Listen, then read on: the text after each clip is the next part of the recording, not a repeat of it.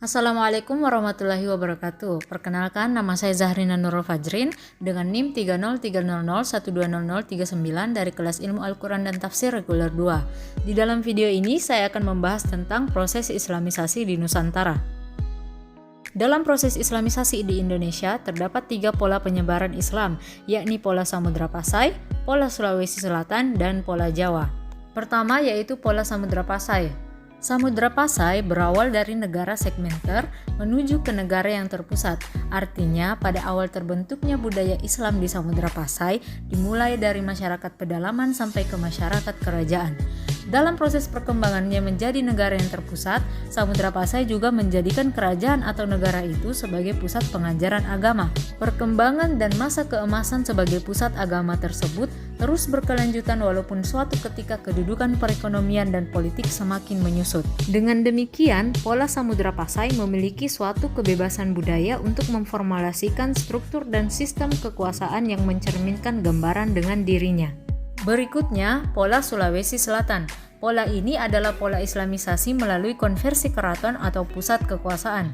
Proses islamisasi berlangsung dalam suatu struktur negara yang telah memiliki basis legitimasi genealogis. Konversi agama menunjukkan kemampuan raja karena penguasa terhindar dari penghinaan rakyatnya dalam masalah kenegaraan. Pola islamisasi melalui konversi keraton atau pusat kekuasaan seperti ini di Indonesia juga terjadi di Sulawesi Selatan, Maluku, dan Banjarmasin.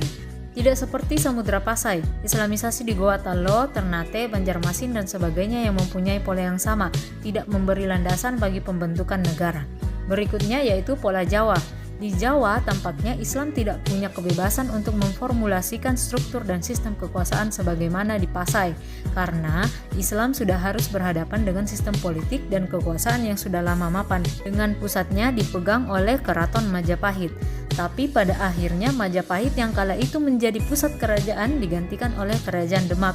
Sebagai kerajaan baru, Demak tidak saja memegang hegemoni politik, tetapi juga menjadi jembatan penyeberangan Islam yang paling penting di Jawa. Dalam tradisi integrasi ini, tidak semua budaya pra-Islam otomatis ditinggalkan.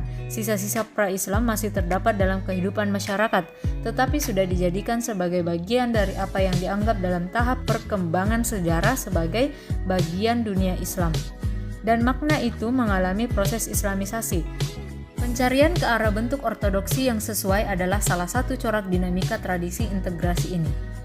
Selanjutnya, jalur islamisasi di Indonesia. Jalur islamisasi di Indonesia ada 7. Yang pertama, jalur perdagangan. Yang kedua, jalur perkawinan. Yang ketiga, jalur dakwah. Yang keempat, jalur pendidikan. Yang kelima, jalur seni budaya. Yang keenam, jalur tasawuf. Dan yang ketujuh ialah jalur politik. Yang pertama ada jalur perdagangan. Nah, karena letak geografis Indonesia yang sangat strategis sebagai jalur perdagangan dan pelayaran dunia pada masa silam telah mendorong proses masuk dan berkembangnya Islam di Nusantara. Para pedagang dari Gujarat, Arab maupun Persia datang ke kepulauan Indonesia selain untuk berniaga, sebagian lainnya juga untuk membentuk perkampungan Muslim yang pada akhirnya menjadi pondasi utama saluran islamisasi di Indonesia. Contoh perkampungan Muslim misalnya bisa kita temukan di beberapa wilayah pesisir pantai timur Sumatera dan pantai utara Jawa seperti di Pekojan, Jakarta Utara. Yang kedua, jalur perkawinan. Jalur perkawinan menjadi saluran islamisasi di Indonesia yang paling besar pengaruhnya. Dalam hal ini, kondisi ekonomi para pedagang Muslim yang cenderung lebih baik membuat banyak wanita pribumi yang tertarik untuk dinikahi.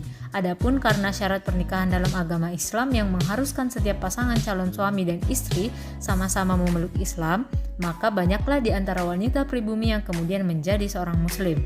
Dari pasangan-pasangan inilah kemudian lahir anak-anak generasi Muslim yang kelak ikut berperan dalam penyebaran Islam di Indonesia. Terlebih bila anak-anak tersebut dilahirkan dari kaum bangsawan atau pemimpin daerah, maka rakyatnya juga kemudian banyak yang ikut tertarik untuk masuk Islam.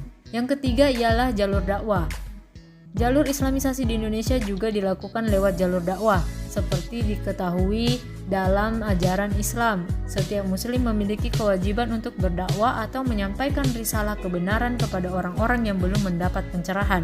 Karena itu, tidak sedikit di antara para pedagang muslim atau orang yang sudah lebih dahulu memeluk Islam mendakwahkan agama yang dianutnya kepada masyarakat. Bahkan ada pula yang melakukan pembinaan secara intensif seperti yang dilakukan Wali Songo di Pulau Jawa. Yang keempat, jalur pendidikan. Saluran Islamisasi di Indonesia yang dilakukan lewat jalur pendidikan dibuktikan dengan berdirinya banyak pesantren di Jawa pada masa silam. Kerajaan Demak sebagai kerajaan Islam pertama di Pulau Jawa terbukti telah menjadi pusat pendidikan Islam. Para santri dari seluruh penjuru Nusantara menimba ilmu Islam di pesantren-pesantren Demak untuk kemudian menyebarkan ilmu tersebut di daerah asalnya masing-masing. Yang kelima, jalur seni budaya. Jalur seni budaya banyak dilakukan ulama-ulama pada masa penyebaran awal syiar Islam. Melalui jalur ini, Islam disampaikan lewat media seni budaya seperti yang dilakukan Sunan Kalijaga lewat pertunjukan wayang kulit, Sunan Bonang dan Sunan Derajat lewat kesenian gamelan dan lagu, Sunan Kudus lewat cerita pendek beresensi filsafat Islam, dan lain sebagainya. Yang keenam ialah jalur tasawuf. Eksistensi agama Hindu-Buddha pada kondisi masyarakat Nusantara di awal penyebaran Islam membuat para ulama mengelaborasi pola pikir masyarakat yang masih berorientasi pada agama yang lebih dulu dianutnya lewat jalur tasawuf. Tasawuf adalah mode penyampaian syiar Islam lewat pendekatan kehidupan sehari-hari dan mengantarkan pemahaman Islam berdasarkan logika dan pemikiran. Adapun pengaruh ajaran tasawuf sendiri telah ada pada ajaran Islam yang masuk melalui Gujarat, India. Dengan pengaruh ini, masyarakat Indonesia yang awalnya memeluk agama Hindu menjadi lebih mudah memahami dan menerima ajaran Islam. Pengaruh ini pula lah yang menjadi alasan mengapa Islam bisa cepat diterima oleh masyarakat Indonesia. Yang ketujuh ialah jalur politik. Saluran Islamisasi di Indonesia juga dilakukan lewat jalur politik. Contoh penerapan jalur ini misalnya terjadi pada kerajaan-kerajaan Islam di Sulawesi Selatan. Kerajaan-kerajaan yang awalnya bercorak Hindu-Buddha ditaklukkan untuk kemudian dibentuk menjadi kerajaan Islam. Lalu, bagaimana respon penerimaan masyarakat Nusantara ketika terjadi Islamisasi? Masyarakat Indonesia merespon positif masuknya agama Islam karena ada dua faktor, yaitu internal dan eksternal. Faktor internal antara lain, syarat masuk Islam sangatlah mudah, tidak ada kasta dalam Islam dan penyebaran Islam disebarkan secara damai. Faktor eksternal yang mendorong perkembangan Islam adalah agama Islam mudah, masalah kekayaan, kemampuan militer, dan konflik politik. Baiklah, sekian dari saya, kurang dan lebihnya mohon dimaafkan. Wassalamualaikum warahmatullahi wabarakatuh.